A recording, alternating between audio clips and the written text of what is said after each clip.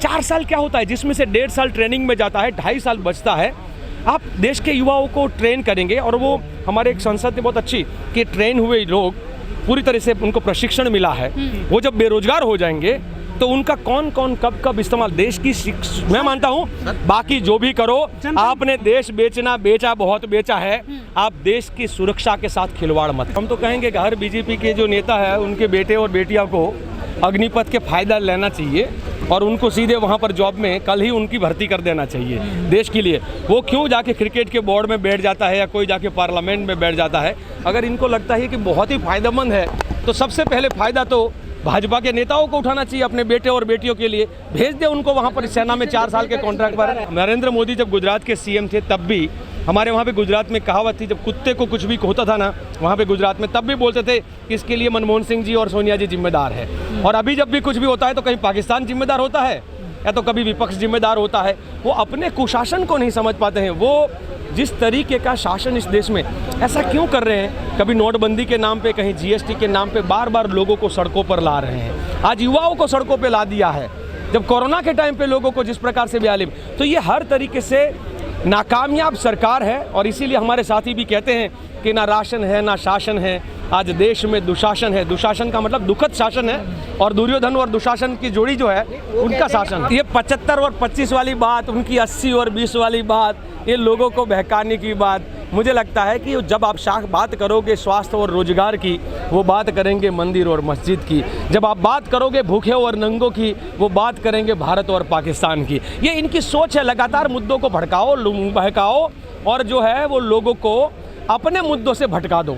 भारत किसी भी देश का, कोई भी देश जब विश्व में सबसे विकसित देश हो दुनिया के कई देशों में, तो शिक्षा, स्वास्थ्य और सुरक्षा, ये 3 चीज़ें जो है वो आप आउटसोर्सिंग करके और किसी के हाथ में व्यापार के लिए नहीं दे सकते हैं। वो देश का भविष्य बर्बाद कर सकते हैं।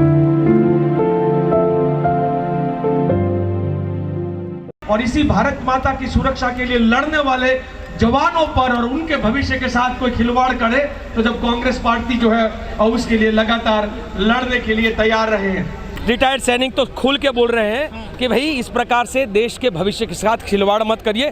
कुछ जो उनके पेड वर्कर होंगे वो आप देखते हैं टीवी में 1-2 लोग पेड बैठते हैं और उनके बोलने से देश नहीं बोलता है।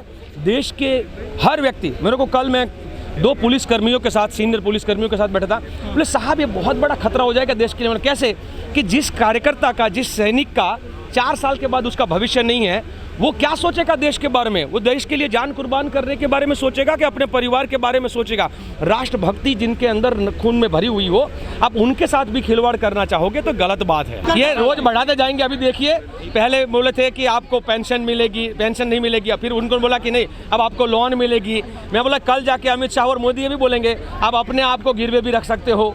जैसे गुजरात में भी एक SIR का एक एक्ट लाए थे। तो ये जो है वो रोज एक नया पैकेज खोलते जाएंगे। इनको लगता है कि देश की सेना और सुरक्षा पैकेज में चलती है। देश की सेना, सुरक्षा और देश जो है वो पैकेज में नहीं चलता है। देश के लिए एक जज्बा होता है। आप जज्बे को भी बेचना चाहोगे तो ये नहीं संभव होगा। अभी हमारे देश के, हम तो चाहते हैं कि जिस प्रकार से प्रधानमंत्री 2 करोड़ रोजगार की बात करते थे हर साल, अब पूरे कुछ कई सालों के बाद वो 1.5 लाख की या 15 लाख के रोजगार की बात करते हैं। उनकी करनी और कथनी में आज देश को विश्वास नहीं है। वो आपको धीरे धीरे पता चल, अगर देश को विश्वास होता, देश के युवाओं को विश्वास होता, तो देश के युवा आज ट्रेन नहीं जलाते, देश के युवा भाजपा का कार्यकर जो पूरा कार्यालय नहीं जलाते, देश के युवा डेप्यूटी सीएम के घर तक नहीं पहुंच जाते। उनको हिंदू राष्ट्र बना रहे।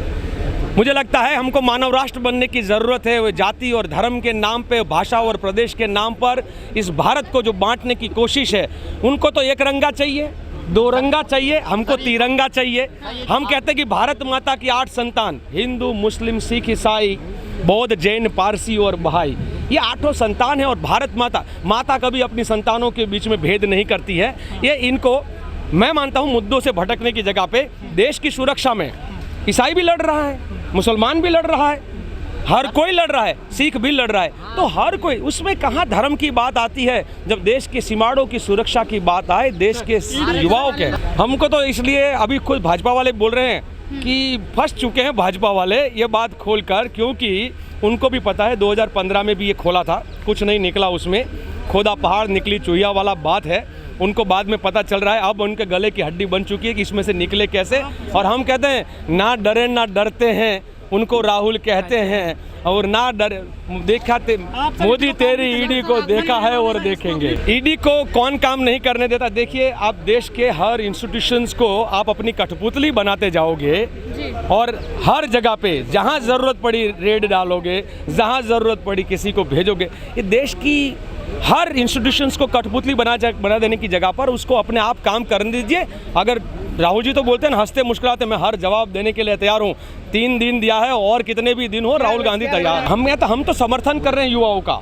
हम जो देश के युवा आज लड़ाई लड़ रहे हैं अपने भविष्य की, और देश के युवा और जिनके परिवारों ने लगातार देश के लिए सभी पक्ष भड़का रहा है अग्निवीरों को। ये तो इनका तो वही तो मैं शुरुआत में भी कहा, ऐसी चीज़ों को हम समर्थन नहीं करते और युवाओं को कहते हैं शांति बनाए रखना चाहिए।